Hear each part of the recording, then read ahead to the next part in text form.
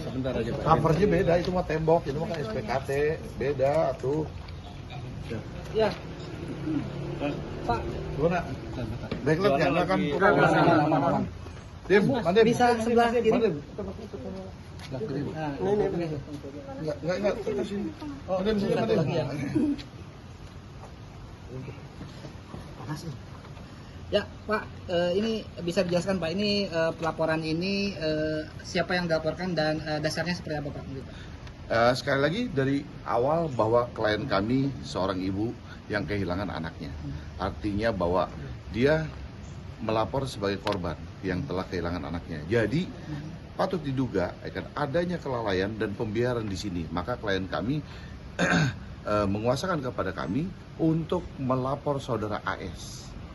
Kan saudara AS dengan laporan polisi ini. Posisinya Ya. disebut aja Pak. Disebut aja. Laporan polisi Nomor berapa laporan polisinya itu? nomor STPPL B 106 garis miring 2 2026 SPKT Polres Sukabumi Polda Jawa Barat. AS ini siapa? Bisa dipertegas? Ya kan AS ini adalah ayah daripada almarhum Nizam gitu. Karena kenapa? Kan kita anggap ini adalah kelalaian dan pelantaran. Karena ada SMS chat sebelum almarhum meninggal, chatnya itu dalam bahasa Sunda tuh seperti apa? Dijelasin chatnya. Sepertinya udah mau itu gitu sakit. Terus? Bahkan si Raja sakit sampai kak sakit paru-paru ngomongnya dia. Terus teteh bilang bahwa gimana? Jadi intinya begini, ada chat dari bapaknya Nizam ke ini tanggal 17 Februari ya. Jadi 2 hari sebelum meninggal, istrinya menyampaikan bahwa Nizam ini sakit di rumah.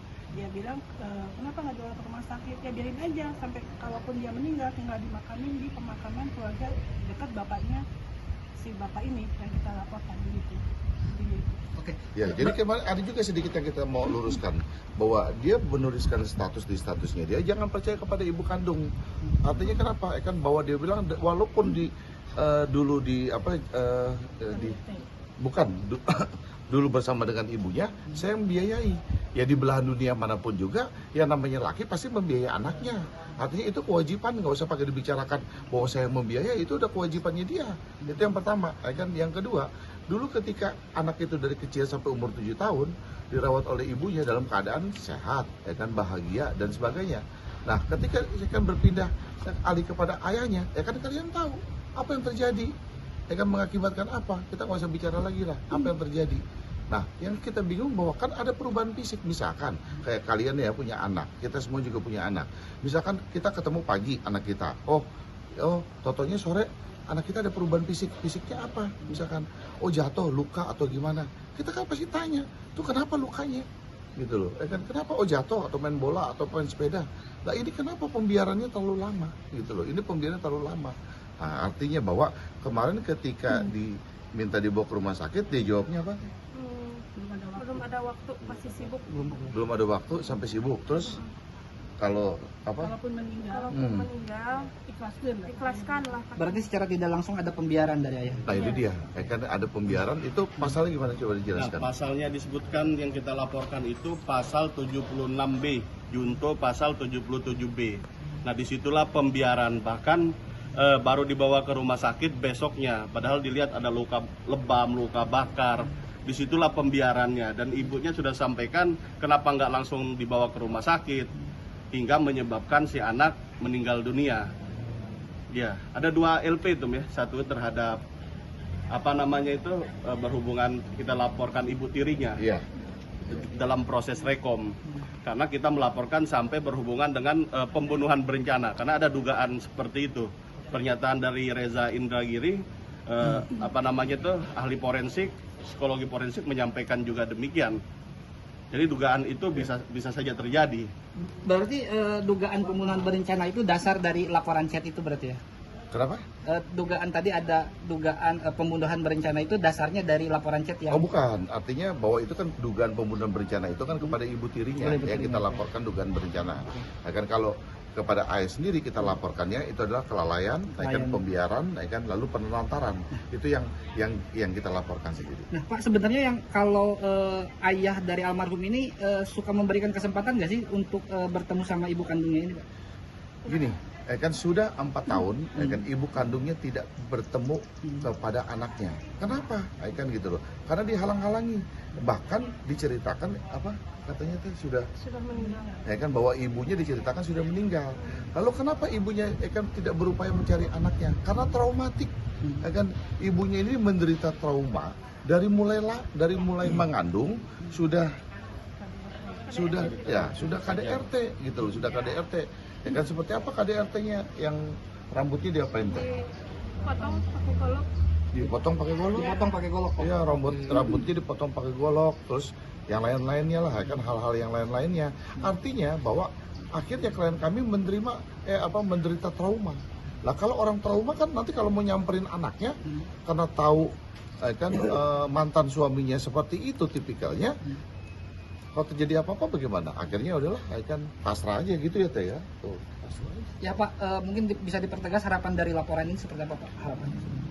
Harapannya? Ya harapannya segera segera proses dengan cepat. Polres Sukabumi kita berharap karena juga kasus ini sudah menjadi atensi, artinya dari Komisi 3, dari KPAI sendiri sudah melakukan atensi terhadap kasus ini. Cukup. Ya. Bu, berarti udah berapa lama Bu gak ketemu sama anak itu? Ada 4 tahunan. 4 tahunan. Ibu terakhir komunikasi seperti apa sama almarhum? Terakhir komunikasi 4 tahun yang lalu, nggak ada komunikasi sama sekali. Nggak sama komunikasi sama sekali.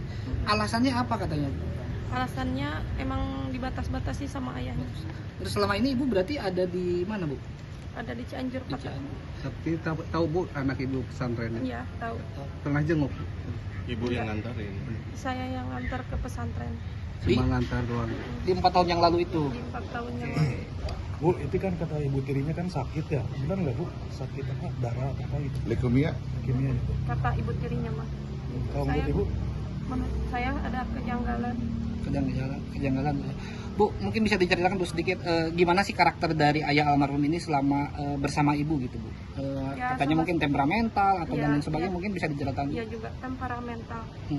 Apa yang pernah diderita KDRT ibu waktu dulu? Sering dipukul, sering dijambak gitu. Termasuk sama almarhum tidak Bu waktu itu? Enggak, kan masih bayi juga. Masih bayi. Waktu dalam kandungan juga, udahlah kamu meninggal sama anak saya, bari bawa motornya diabrut-abrutin gitu. Kenapa alasannya kan ibu bilang seperti itu? Ya nggak tahu alasannya. Alasannya karena saya dulu emang dia menikah sama orang lain. Saya tanya ya ini kenapa? Ya nah ada banyak kalau pulang ke rumah tuh banyak cupangnya gitu.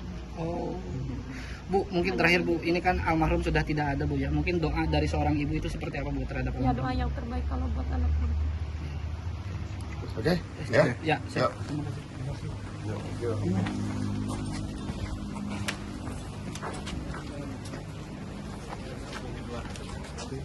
Dua anak mana? Lagi nginjek rekor.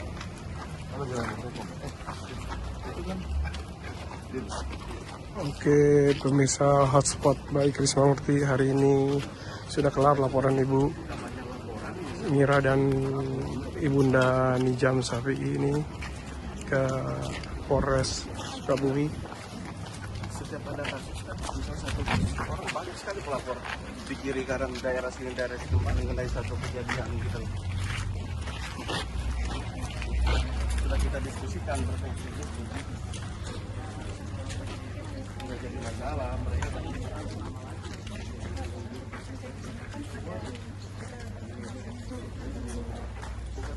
Kita lihat saat ini keadaan Krisnamurti. Ibu Lisnawati, keadaannya cukup shock. Pemirsa Hotspot by Krisnamurti.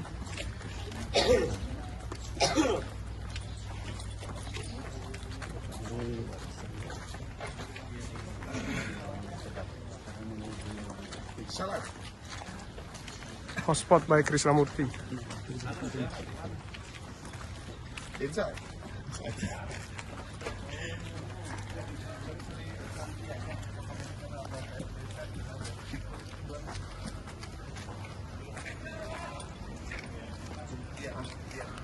Jakarta, Pak.